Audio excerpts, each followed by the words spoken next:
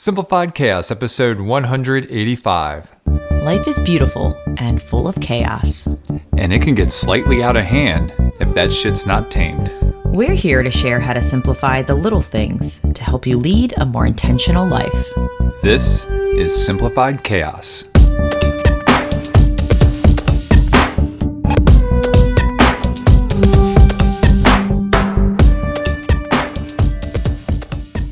Hey, everybody. Welcome to Simplified Chaos. This is Jillian, one of your hosts, and I'm with my co-host and husband, Nicholas. What's going on, folks? We hope you all are having an amazing week. Happy holidays to you all. Happy Hanukkah, Merry Christmas, Happy Kwanzaa. We've got another great episode here for you today. This one is an interview episode. Jilly, who did you get a chance to sit down with this week? I had the pleasure of sitting down and getting to know more about Molly Winters. She is a mama, an epic traveler in my eyes for sure, a copywriter for others who help people simplify their home and life. After working as the director of operations for a manufacturing company, she decided to stay home with her children and stop working full-time in the office. But she knew she still wanted to work. She worked from home part-time and honed her skills over the next several years, learning about SEO, social media marketing, and analytics. When she started doing more and more writing, she realized how much she really loved it. Stay tuned to hear Molly's incredible journey on how she's living her most intentional as hell life. All right. Well, then let's go ahead and dive right into it. Here's Jill's interview with Molly Winters. Hey, Molly, welcome to the podcast. Hi, Jillian. Thanks for having me today. Appreciate it. Yay. I kind of heard already what you're grateful for, but if you wouldn't mind sharing it with our community, what's one thing that you are grateful for today? Absolutely. I'm grateful for so many things, but today it's probably the cold weather. I'm actually really loving it, getting the moment to hunker down and cozy up. I love to be cozy. It's one of my favorite words. So I'm loving the chilly weather right now. Cozy. Do you know much about Hygge? Just curious. A little bit. Yeah. I've written some blog posts for people about it. Did you? I have, before it was super popular, Yeah. I didn't even know what Hygge was until I went to Copenhagen and they had a book about it. And I'm like, I am so fascinated by this cozy vibe, big blankets, candles. I guess because it's dark there for so long in the wintertime. Right. They need some kind of joy to lift them up. For sure, to get you through those long winters. So, yeah. I'll have to check out your blog post now. Awesome. Well, it's not even mine. It's for, other people. But. Okay. Well, for me, I am grateful that you just carved out time to do this. I'm grateful how we connected and that we just get to dive more into your story and to hear your wisdom from your world. Even though I know we talked before, you don't think it's that magical or mind-blowing. I am just in awe at what you've done and how you've curated a life that just means as much as possible to you. And we're going to hear all about it, hopefully. Yeah, cool. Awesome. Well, thanks for having me be your grateful thing. So. Yeah. Okay. So I always like to start with you just sharing your story of however you want to start it. It could be as young as when you're, I know I was reading a little bit more of your bio about how you talked about what you like doing as a kid too. And I didn't know that, how your gifts and things that you liked as a kid kind of translated into your career now, which I thought was kind of fascinating. Yeah. But you don't have to start there, but wherever you want to start, just to hear your journey on, how you got here. Yeah. Well, you're really good at this, Jillian, of bringing people together and helping them tell their own story, because you have these insights that don't even necessarily occur to me. But what you're mentioning of when I was a kid, I would write all the time. I would, we actually even have the typewriter here at home that I would old school typewriter, kerplunk away on. And so I am a writer, and that's what I do professionally now. I write for small businesses.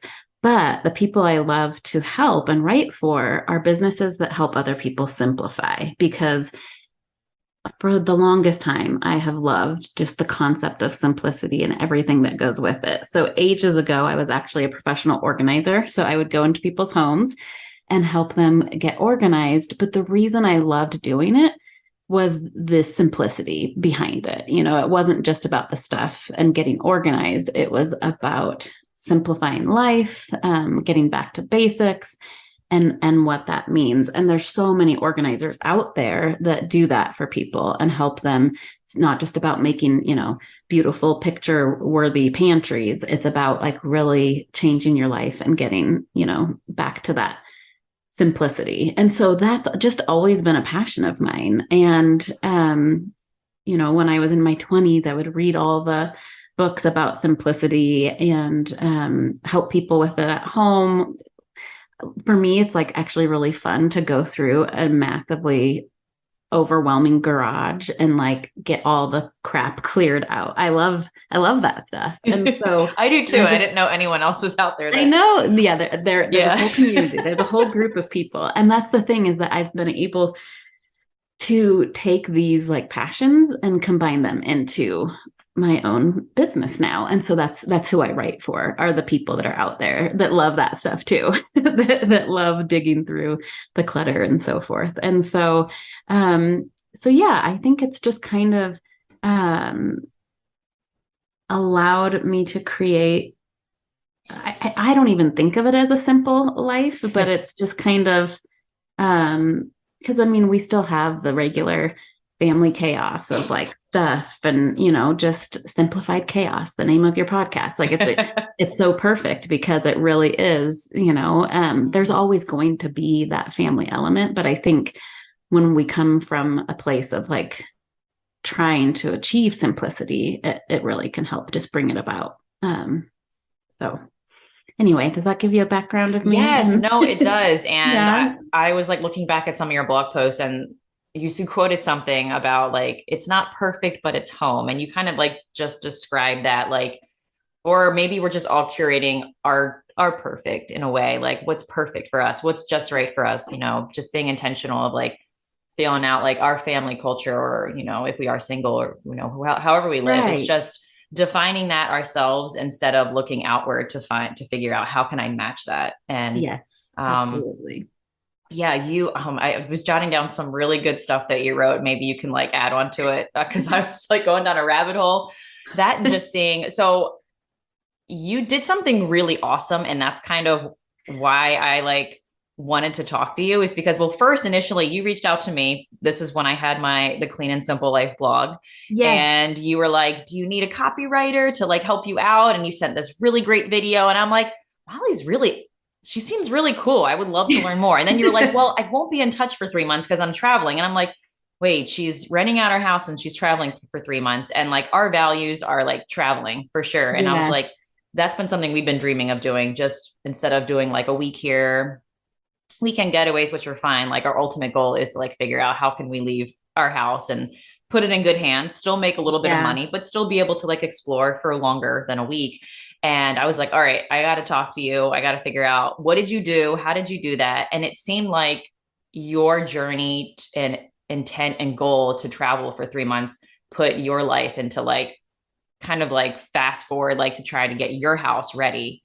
Like you went through your own decluttering journey, like after the fact, just trying to get your house ready for renters. And I just wanted to hear like, what was that journey like? Absolutely, for sure. I know it's kind of funny. I didn't even mention this like pivotal moment in our family life, but yeah, the idea came about during the pandemic, like so many ideas did, right? And we were just cooped up at home. And my husband and I had traveled to Italy a couple of years prior, like 2019, actually, right before 2020, and loved it. And we wanted to show our kids. And so when we were all cooped up at home, we just started talking about like, what would that look like and how could we do it? And he wanted to move there. I wasn't ready to totally move across the ocean yet. So that would take a lot more decluttering. And so I wasn't quite ready for that. So I said, what about like a summer? What if we just tried it out and you know, just see what it's like? And so we started talking about like, well, what would that look like? And how would we cover the expenses and so forth? And so he started talking about renting out the house, you know, and we live in a town, Bend, Oregon. It's an awesome town where there's so many people that love coming here. And so we knew we'd have a good population of people looking for a place to rent. And so we started, playing around with that idea. And then I think it was with talking with you before that it was this realization that we just decided to do it. Like it wasn't like I don't know. We just decided we just were going to take this whole summer, but we did it a year in advance. We decided, okay, let's take a year to really plan this out and figure out how this is gonna look. And so we had a few great things going for us. One is my job is very portable, so I was able to work while we traveled. And then he also has been at his job for long enough that he was able to take a summer, basically like a sabbatical, and take the summer off. And so with a year's notice to his job and, for my business and the right planning, we were able to put all of this in place and get our house rented out. And we have these awesome renters who were like picture perfect renters, professors from like a university here in Oregon, and they just took such great care of our house. So that was awesome. But we did take the time to do all the things around your house that you want to do for yourself and you never do, right? Mm-hmm. We fixed that drywall patch that had been sitting there for so long. We fixed up the yard, just did some little touch up things here and there. And then decluttering was a big one because we basically set up the house to be an Airbnb. We couldn't do the Airbnb. We didn't do like the 4 to 5 day kind of rental. It had to be over 30 days so that we could meet our town's rules. But yeah, so we decluttered everything, closets, everything, so that someone could just come in here and have it look like an Airbnb. So we got rid of a lot of stuff. Simplified in the process, but we also then put everything else that we didn't, get rid of into our bonus room and then locked that away to be like our private storage and stuff. So, but we like got our garage accessible for them, all the places in the house. So, and then that was like the logistics part. That's probably it's fun for me to talk about, but it's probably boring for listeners. No, I love that part because I'm always like, how? Okay. Like I see the end goal, exactly. But I'm like, but how? What were all like the micro steps that led to that? Like that's what I was so curious. Like, but how? I know what I want, but I don't know how to get there. So it's always nice, to hear those. I think just breaking it down into manageable pieces, like because it does get overwhelming, right? Like so. For being gone for that long of time. We were gone for almost 3 months. It was like 85 days. And so we had to think about all the things, like not only on this end of renting out the house and making sure that our homeowner's insurance was, going to allow for that, and all the different, like where were we going to have our cars? And you like put your car's insurance into, there's some like storage mode or something like that they can do for you. And just like all those little details. And then, so that's on this side of things, and it gets overwhelming, right? When it's just like decluttering a house. You're trying to take on this huge task. And so to break it down, I got a binder. I made myself an Italy binder, and it was just, the different sections about like home and making sure we had insurance while we traveled, like if anything went wrong and we needed an emergency. So medical coverage and things like that, all the details. But again, I think having that year just made it like tangible, like we could do it, And so we just set ourselves up and triaged things based on like how far out we needed to have it done. And and so then once we were able to get the house ready, we were able to leave, and we just carried the things on our backs. We each had our own backpack. I found these awesome little backpacks for the kids to carry. And then Scott and I already had these bags they open like a suitcase, but it's a backpack. And so instead of a backpack in the traditional sense where you're like stuffing things down at the bottom, it opens up nicely. And so that was awesome for traveling. And then I had my office in a bag. I just had my laptop bag, and that was my office for the summer. And we were on the go. We would go to a new town every like 4 to 6 days, which was crazy. Wow. So that was a lot. But So Did you plan all the places you guys were staying, or did your husband do some of that? My husband did that. So that Okay. was awesome too, is that we were a good team that like my strengths come from planning this side, the home stuff and getting things in order and making sure we had all of our ducks in a row. And he planned the trip down to the day. Like we had an itinerary. Actually, he called it the Italianary. And I love it. we had our Italianary spreadsheet that he created, and knew which towns. He did tons of research well in advance of that year anyway. Between when Yeah. we went in 2019 and then this trip, he was already reading about Italy so much because he was, loving it so much anyway, that he, found all of these awesome places to go. And yeah, so he did all of that planning. That's so cool how like your passion and his passion kind of like merged together for like this epic trip that you guys were able to Yeah. experience. And Yeah. I'm wondering, can he share this itinerary? I would like to repeat the trip you guys, I know. Well, that's the right? thing too, is it's like it's not all sunshine and unicorns too. Like it was Yeah. also like looking back, we've had a lot of conversations about like I don't think we would do that many towns again. We would slow Mm, things down a little bit more, but his point is always like, well, what would you take off though? Because everywhere we went was yeah. amazing, right? And so it is that like tough decision of trying to balance things out. And so, but yeah, I can absolutely share it with Oh my you, and you gosh. can see if you want to take off that or take on that ambitious list. At We least went maybe a to month, right? yeah, we But went to a total of 19 cities. 16 of them were in Italy, and wow, we did 19 like cities. Holy yeah, cow. I know it was, and with our 8-year-old and 10-year-old. So it was wild. Like it's surreal now being back home. You get back into your routine and your groove, and it's just like, wait, did that really happen? And it did. So Did yeah. you find that I know like because you guys were living at like a small bag like the whole time, right? So did Yes, you find that it was easier? I don't know. Sometimes when I travel for long, I'm like, I can literally get away with wearing like the same 5 shirts over and over again, and I'm completely content. I was wondering if you had any like absolutely. revelations when you came back, like, why do I really need all the things? Like I was really happy living for 3 months with less. I didn't know if you guys had any like takeaways when you got back home at all. Yes, absolutely, for sure. The clothes, it was a big one because that's what we did is we just had our few outfits and we booked places that had washers. And so we would always Mm. wash and then line dry because they don't do dryers. I love Line that. dry all of our clothes. And so the clothing was one, but just in general, yeah, having fewer things that really speaks to me. I don't know that my kids really, had that epiphany yet, but um, the place that I see it the most though is with food and our grocery Wow. shopping.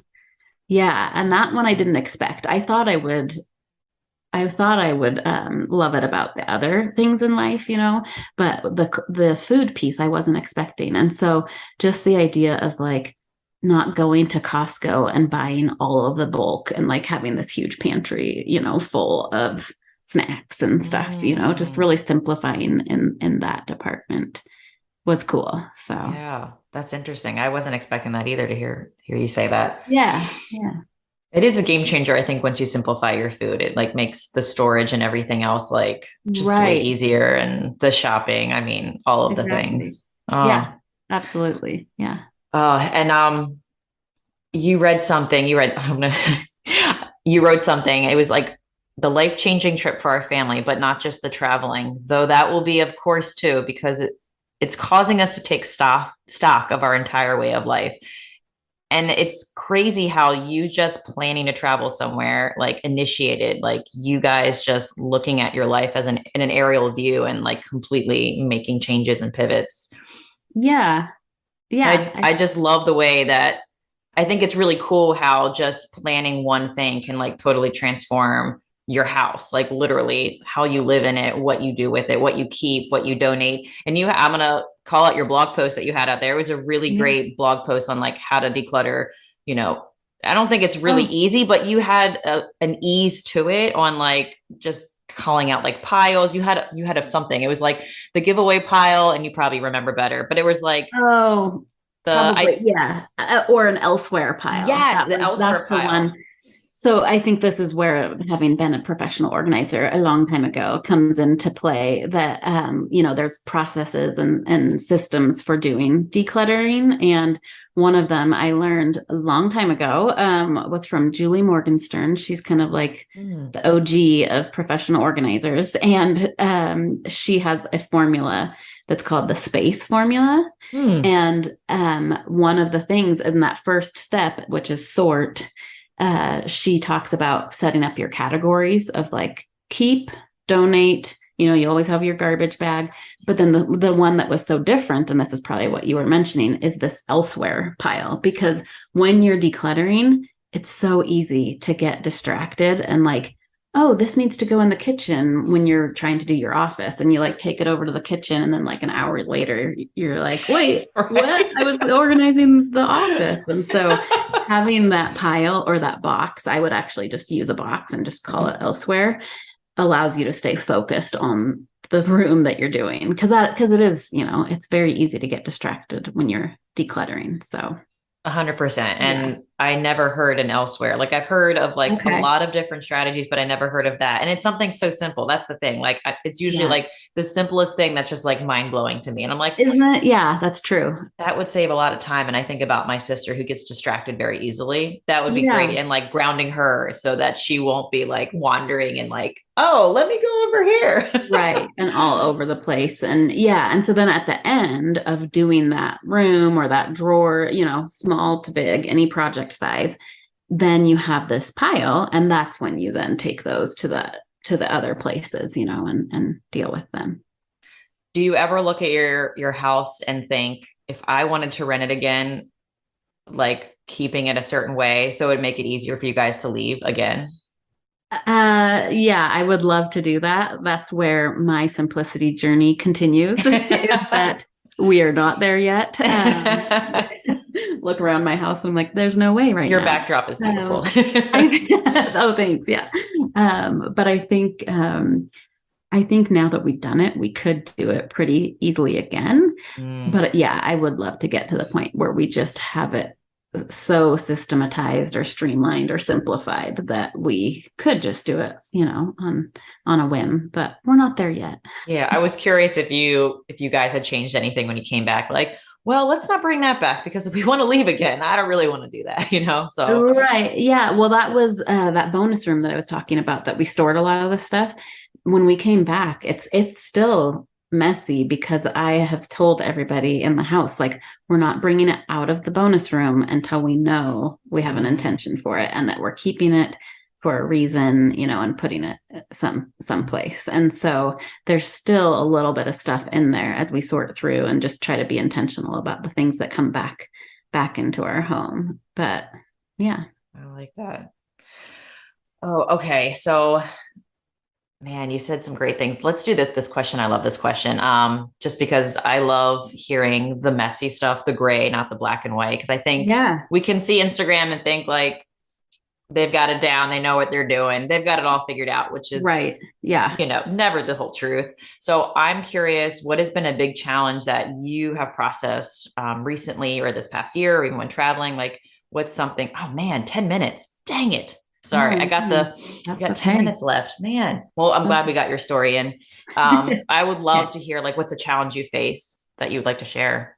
Yeah, I think so. Related to the trip, because I think that's an interesting one, is that moving, every 4 to 6 days, as I've mentioned, was a challenge. But I think that also the other challenge is like navigating that as a family. And, for me, it was a struggle, but also because I was working and that was kind of hard. But my husband, he was off for the whole summer. So he's like, yeah, bring it on. Let's go somewhere new, And so I think neither one is right or wrong, but it's that like family dynamic that you have to like learn how to navigate and figure out how to meet in the middle and that kind of stuff. So that was probably the trickiest part about the trip, was just, managing family dynamics when you're on the go every 4 to 6 days and, in a foreign country, and you're all under the same roof. Like, we're not going off to work or going, we're all together for that entire summer. So that was probably, like the biggest one with the trip. what about, and then what did you say? Oh, just in general, like Yeah, life in it could be general. that if you want. Yeah. I'm wondering how Um, you found time to like, I believe like taking time for yourself is like so vital. Like for me at least, like I need to yes. recharge. And I watched one of your YouTube videos about you taking a walk, and I'm thinking, Yeah. I'm wondering if she took that by herself and that was like her time just to like be by herself. Cause I'm Yes. very big on like solo walks. Uh, Yes. I so am. yeah. Yeah, I love people, but I am an introvert. I have to recharge my batteries by myself. And so, yes, I started doing that almost every morning. I would go out for a walk by myself. And yeah, I started creating these videos called Morning Walks with Molly because I was just really enjoying these morning walks where I would go out early enough that it was like quiet and not many people were out, and so I would sometimes just take some little videos of me walking along. But that was definitely the piece of self care that I needed as we traveled was those morning walks. Well, I definitely felt like I was with you. I was enjoying, and you had these Oh, little cool. narrations, and I'm like, this is so magical. Oh, cool. Good. Well, I'm glad to know that like at least one person's out there Yes, like checking them out. I never thought to like journey a walk and like it just be so blissful just watching somebody else's walk. I'm like, I feel like I'm in Italy walking alongside Well, Molly. well, that's what I was kind of going for because I just started to do it to show like my husband. I think the first one I did was at one of the big gardens in Florence, I think Boboli Gardens, and yeah, and then I was like, oh, this is kind of fun, and you could hear like the crunch of my feet in the gravel, Yeah. or I have these trail running shoes that are so noisy because the treads are so big, and I would have friends and family be like, I could hear your footsteps, and I was like, yep, that was I kept that in because I kind of liked that rhythm of it. Yeah. It adds to the ambiance. I enjoyed it as well. So yeah, Okay. you have a fan here. So if you have any Yay. other interesting walks, please post them because I'll be like, I wasn't able to Yeah. get out today, but at least I have a video to make me feel like I Yeah. did. Yeah. um, I wish we had more time, man. Usually I feel like I have a lot more time, but today not so well. We're gonna cut right down to the bottom and go. I always like to hear what's exciting you or what's lighting you up right now, whether it's like a hobby or work or personal, anything. So what is Sure. something that's just like lighting you up or you're excited about that you're doing? Yeah. I just started going to a new yoga class that is every Sunday, and I just started it a few weeks ago. And I've done yoga at home, and I like that and I love that. But I haven't really practiced yoga with a group of people, and I just started doing it. And it's a big group of people. It was like we were sardines over the weekend and just packed in there. But I loved it and really Mm. enjoyed it. So I've started doing that every Sunday with a friend, and it's just been amazing. It just fills my cup. It helps me start the week, and yeah, I've been really excited about that. I love it. Movement, community. And Yes, then when you get to do it with like a close friend, it's just like bonding time. So absolutely. Yeah. awesome. I am a huge quote lover, love all kinds of quotes. So I always am fascinated to hear like what is a quote or mantra or whatever that, that's just like resonating with you right now in this season of life. Sure, sure. It's funny because even with how much reading and writing I love to do, I'm never very great at like collecting quotes, and so I had to, like thinking about that one was sometimes a challenge. But so it's one that just comes back to me all the time. I always come back to it, and it is by Sarah Ban Breathnach, I think, or Mhm. Branach, I think is how you say it. Sarah Ban Branach. She wrote Simple Abundance like back in the 90s, and it's be grateful for the home you have, knowing that at this moment, all you have is all you need.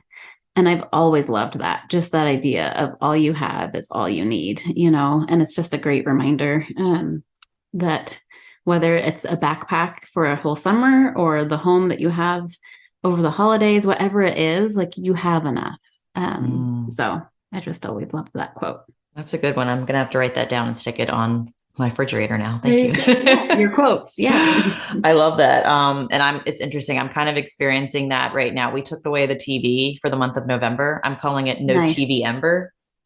Um, and it's been magical to see what it's done for the whole dynamic of like how we start our morning, how we end our morning, when we Mhm. get quote unquote bored, what do we dive into? Yeah. So I'm seeing a lot of that. Like we have enough. Like, you know, the TV is great. It's awesome. And but it's been neat to see like what we have is like so rich and Yes. abundant, and we dive into like having more connection time and just creativity, and it's been an interesting journey. So I kind of resonate with that quote, as in like what we're Cool. going through right now. It's been kind of surreal. Yeah. Yeah. Awesome. Love it. Okay, so if others want to, oh, before that, action step, before we connect with you, Yes. where like you've done, I feel like you're like the queen of action steps, because you guys took this year, you had an intention and like took all these micro steps. So if you could give an action step to people who are just like trying to be more intentional or live a life that's more meaningful to them, what would that be? Yeah, absolutely. So one, I was trying to think about this and what would be a good action step. And for me, I think it boils down to asking myself, I just ask myself, will this simplify my life?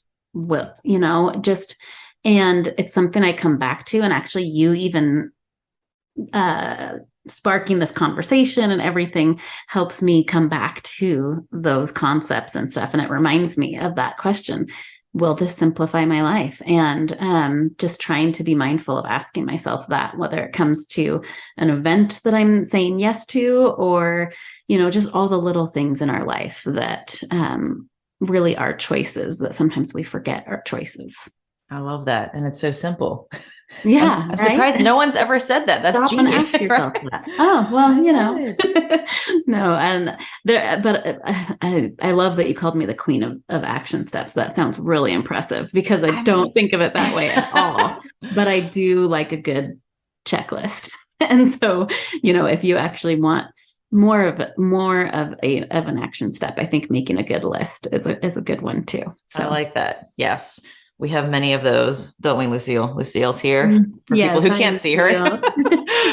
So where can other people find you and connect with you and read and see all your beautiful walking videos? Yeah, absolutely. Well, I do have the blog about our entire summer journey on my website, which is just mollyzwinters.com. So Molly, Z like zebra, winters.com. And then on there I have the whole Italy series, but I'm also on Instagram just at Molly Winters Writing. So Yay. Is Z for your middle name? I'm guessing. Z, well, my maiden name was Zalman with a Z. Zalman. And so, okay. but I kept it. So my name is very long. And so Molly Winters was taken, but I've always liked to represent the Z in my name anyway. So mollyzwinters.com. Yeah. I love it. Well, thank you so much, Molly, for being here. We're so happy to hear your story, and I'm sure others will just be in awe like I was when I first started. Well, thank you. I don't think of it that way, but I appreciate you inviting me to join you today. All right, folks. Well, we hope you enjoyed that interview with Molly Winters. And if you like this episode, please do us a favor and help us spread the message. You can do this by writing a review, which helps us reach a larger audience, or you can simply share this episode with a friend. And remember, sharing sparks a conversation, conversation leads to action, and action is how we're able to live a happy and intentional as hell lifestyle. We want to thank you all for listening today, and we will see you again next week. See y'all later.